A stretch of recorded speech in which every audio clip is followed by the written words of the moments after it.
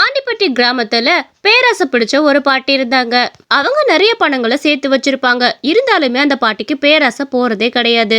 பக்கத்துல ஏதோ ஏதோ ஓடுதாமே, அந்த குளத்துக்குள்ள நிறைய மீன் இருக்குன்னு கேள்விப்பட்டேன். போய் இன்னைக்கு அந்த மீன்கள்லாம் பிடிச்சி வியாபாரம் பண்ணோம்னா நிறைய காசு கிடைக்கும். வெள்ளனே போவோம், அப்பதான் யாரும் இருக்க மாட்டாங்க.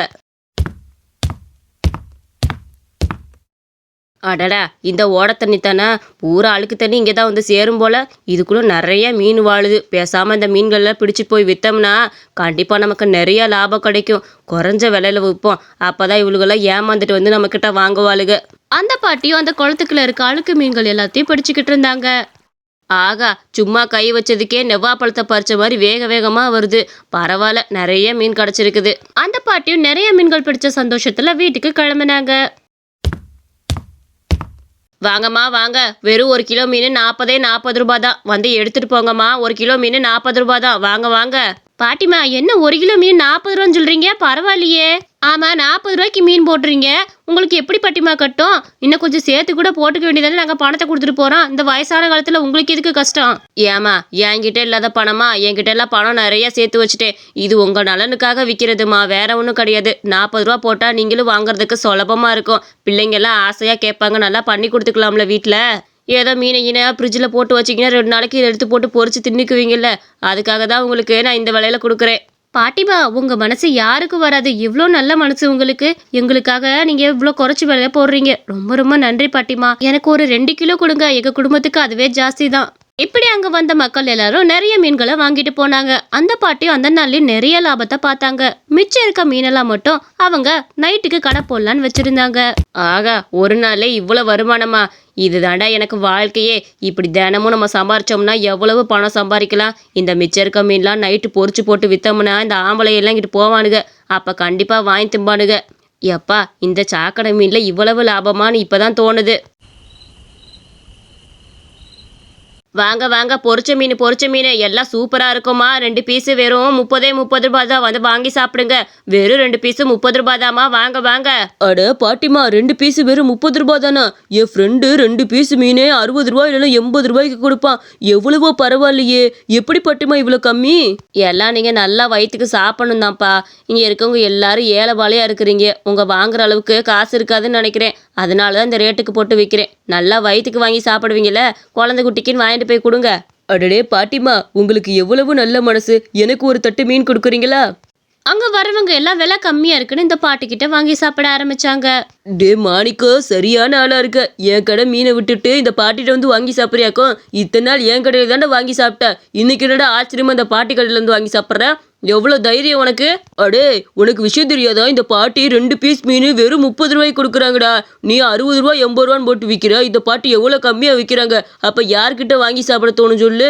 நான் சம்பாதிக்கிற சம்பாத்தியத்துக்கு இந்த பாட்டிக்கிட்டே வாங்கி சாப்பிட்டுக்கிறேன். ஓ மீன் வேணா வாடா, உனக்கு ஒரு பிளேட் வாங்கி தரேன். சேச்சா, அதெல்லாம் நான் யோசிக்க மாட்டேன்டா. இந்த பாட்டியே வயசான காலத்தில் கஷ்டப்பட்டுட்டு இருக்கிறாங்க. இவங்களுக்கும் நல்லா வியாபாரம் போகட்டும், அவ்வளவுதான் நான் பார்ப்பேனே தவிர மற்றபடிலாம் பார்க்க மாட்டேன். நீ நல்லா வாங்கி சாப்பிட்டு வா, நான் வீட்டுக்கு போகிறேன். என்ன? அட நல்ல வியாபாரம் போயிருக்குதுப்பா. கம்மியான விலையில கொடுத்தா போதும், நாக்க தொண்ணாந்து போட்டுக்கிட்டு வந்துடுறானுங்க. இவனுங்களெல்லாம் என்னன்னு சொல்றதுன்னு தெரில. ரொம்ப சந்தோஷம். நமக்கு ஏதோ சம்பளம் வருதா, அவ்வளவுதான்.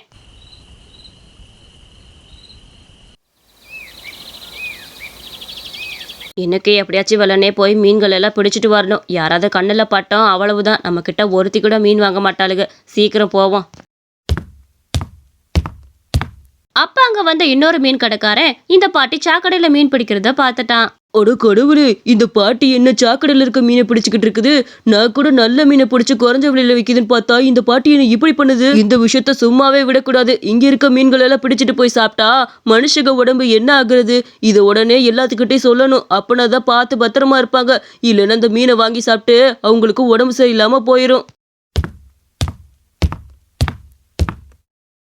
அந்த இன்னொரு மீன் கடைக்காரன் எப்படியாச்சும் இந்த விஷயத்த சொல்லணுன்றதுக்காக அந்த பாட்டியோட கடைக்கு வந்தான்.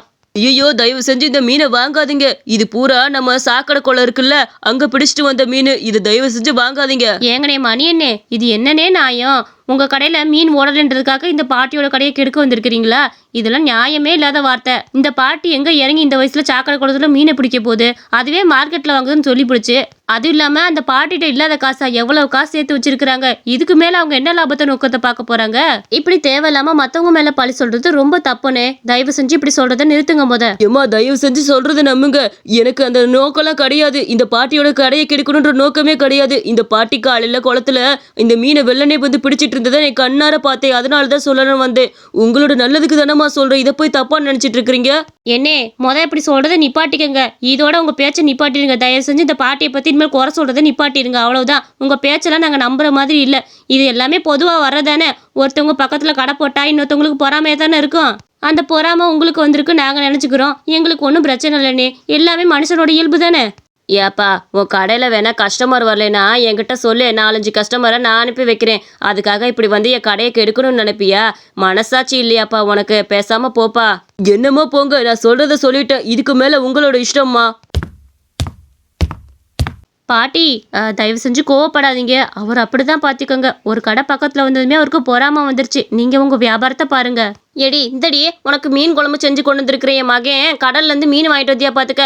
எப்படியாச்சும் இன்னைக்கு உனக்கு மீன் குழம்பு வச்சுக்கணும்னு பார்த்தேன் பார்த்துக்க. ரொம்ப உனக்கு பிடிக்கும்ல, அதனால தான் ஒரு சட்டி ஊற்றி கொண்டு வந்திருக்கிறேன். இந்தடி மணக்க இருக்குது. நல்லா ருசிச்சு சாப்பிடு. என்ன மீன் குழம்புனா உனக்கு உசுராச்சே. எதுக்குடி தேவையில்லாத வேலை? சரி கூட சாப்பிட்டுக்கிறேன். மீன் குழம்புனா நான் என்னைக்கு வேணான்னு சொல்லியிருக்கிறேன். நீ செஞ்சு தந்ததுக்கு ரொம்ப ரொம்ப நன்றி. கொண்டா நான் வச்சுக்கிறேன். என்னோட ஸ்நேகிதி மாவை எனக்கு என்ன பிடிக்குமோ அதை எப்பவும் கொண்டு வந்து கொடுத்துருவா. மீன் குழம்புனா எனக்கு உசுறு. அதனால எப்பவும் செஞ்சு கொண்டு வந்துடுவா வீட்டில் செஞ்சா. அதனால கொடுத்துட்டு போறா. எவ்வளோ பாசம் பார்த்தீங்களா என் மேலே. சரி இருங்க உங்களுக்கு மீன் போட்டு விடுறேன்.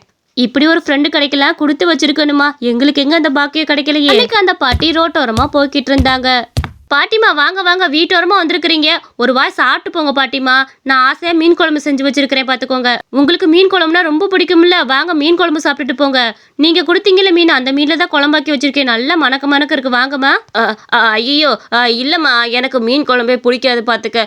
மீன் சாப்பிட்டே ரொம்ப நாள் ஆகிப்போச்சு. எனக்கு மீன்லாம் இப்போ பிடிக்கிறது கிடையாது பார்த்துக்க. சுத்தமாக அந்த சுவை எனக்கு பிடிக்கிறது இல்லை. அதனால நீயே சாப்பிடு. என்னம்மா அன்னைக்கு உங்க தோழிட்ட நீங்க தானே சொன்னீங்க மீன் குழம்புனா உசுருன்னு.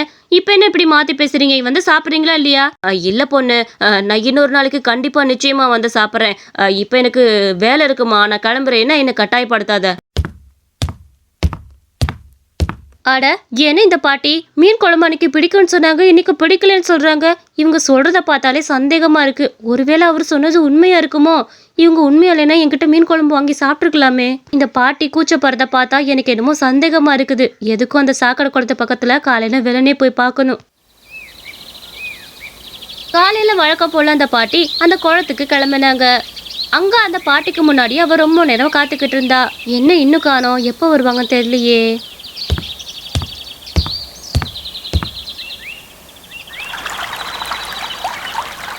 அட சொன்ன மாதிரி இந்த பாட்டி இங்கதான் வந்து மீனை பிடிச்சிட்டு இருக்கிறாங்க. அவர் சொன்னது என்னமோ உண்மைதான். இந்த கிழவி எப்படிலாம் ஏமாத்திருக்கிறது பாத்தியா? சே, இந்த சாக்கடை மீனை பிடிச்சிட்டு வந்து இப்படி வித்துருக்கே.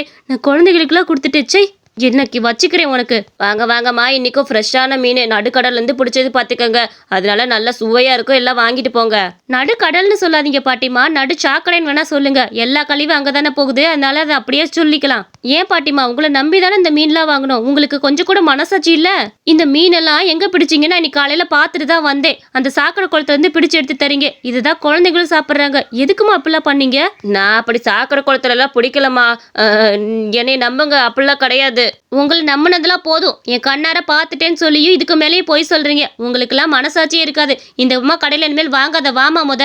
இனிமேல் இந்த கடையிலலாம் வாங்கவே கூடாது. சாக்கடை மீனை கூட வந்து நல்ல மீன் சொல்லி விற்கிது. இந்த பொம்பளைக்கெல்லாம் கொஞ்சம் கூட அறிவில்லை. இதை பத்தி ஊர் தலைவர்கிட்ட பேசினாதான் சரியா இருக்கும்னு நினைக்கிறேன். அப்பதான் இந்த பொம்பளை இனிமேல் இந்த மீனை விற்காது. ஐயோ தயவு செஞ்சு மன்னிச்சிருமா. நான் பண்ணது தப்பு தான். ஊர் தலைவர் வரைக்கும் கொண்டு போயிடாதம்மா. என்னை ரொம்ப அசிங்கமா எடுத்திருவாங்கம்மா. அந்த பாட்டி எவ்வளோ கெஞ்சி அவங்க சும்மா விடல. அதை ஊர் தலைவர் வரைக்கும் கொண்டு போனாங்க. தப்பு பண்ணவங்க கண்டிப்பா என்னைக்காவது ஒரு நாள் மாட்டிதான் ஆகணும். இந்த கதை உங்களுக்கு பிடிச்சிருந்துச்சுன்னா மறக்காம நம்ம அனிமேஷன் ஸ்டோரிஸ் சேனலுக்கு சப்ஸ்கிரைப் பண்ணுங்க. இந்த கதையில ஒரு சின்ன கேள்வி. இந்த பாட்டி மீன் ஃப்ரையை எத்தனை தோசைக்கல்ல வச்சு மீன் ஃப்ரை பண்ணாங்கன்னு மறக்காம நம்ம கமெண்ட்ஸ்ல சொல்லிருங்க.